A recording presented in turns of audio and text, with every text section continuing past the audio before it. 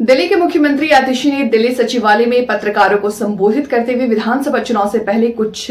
कल कुछ बड़ी परियोजनाओं की घोषणा करने की बात कही और कहा कि कल का दिन दिल्ली की जनता के लिए बहुत खास है। बहुत बड़ी परियोजनाएं दिल्ली की जनता को समर्पित की जाएगी, जिसमें जनकपुरी की भरसवा तक मेट्रो परियोजना, रिठाला से लेकर नरेला तक मेट्रो परियोजना का जिक्र करते हुए जल्दी दिल्ली की जनता इसका लाभ लगेगी और दिल्ली एनसीआर से आने वाली जनता को इसका फायदा मिलेगा। वहीं भाजपा के पहले उम्मीदवारों की लिस्ट आते ही कालकाजी से भाजपा के उम्मीदवार रमेश बिधूड़ी का नाम लेते हुए कहा कि 10 साल से संसदीय कार्यकाल का परिणाम है। अब संसद विधानसभा के चुनाव में लड़ेंगे और तंज कसा।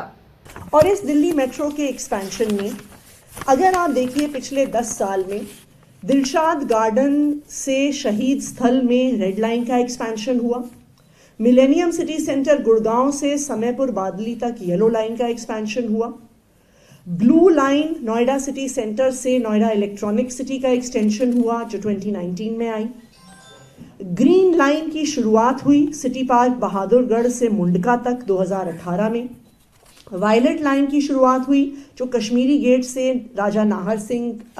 स्टेशन तक जाती है, जिसमें सबसे पहला कॉरिडोर बना 2015 में मंडी हाउस से आईटीओ,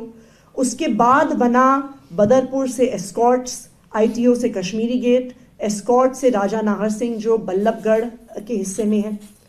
पिछले 10 साल में पिंक लाइन बनी जिसने मजलिस पार्क से साउथ कैंपस से लाजपत नगर, त्रिलोकपुरी से लेके शिव विहार, लाजपत नगर से मयूर विहार पॉकेट 1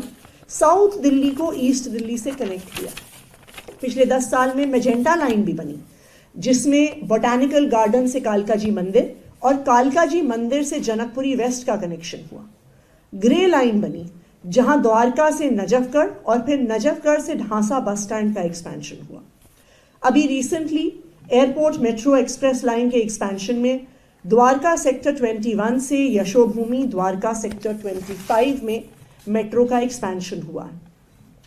तो दिल्ली मेट्रो का जितना एक्सपेंशन, दिल्ली मेट्रो की जितनी बढ़ोतरी पिछले 10 साल में हुई जब से दिल्ली में आम आदमी पार्टी की सरकार बनी, इतनी मेट्रो की एक्सपेंशन इससे पहले कभी नहीं हुई। जब मेट्रो की रफ्तार बढ़ती है, जब लोगों की आवाजाही की रफ्तार बढ़ती है तो शहर की, दिल्ली की अर्थव्यवस्था बढ़ती है और यही कारण है कि दिल्ली का जीएसडीपी लगातार बढ़ रहा है। यही कारण है कि दिल्ली की पर कैपिटा इनकम भी लगातार बढ़ रही है।